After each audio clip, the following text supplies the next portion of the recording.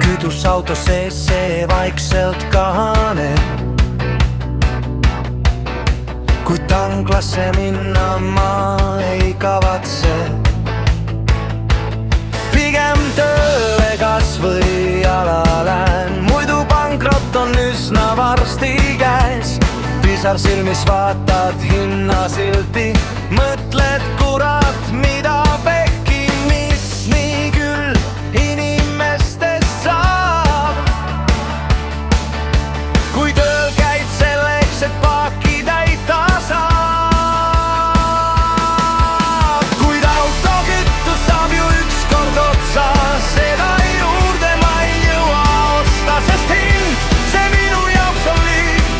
Rahakotis niikuinii on kriis, kuid autokütus saab ju ükskord otsa, seda juurde ma ei jõua osta, sest kütus kallim on kui kuld ja see on väga-väga kurb.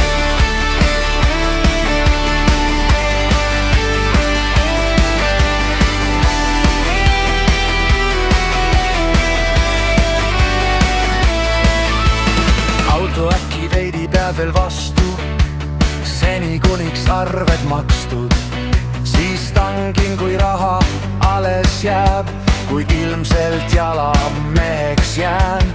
Jälle jäi mul auto teele, nüüd köie otsas koju veereb, küll palgapäeval jälle tang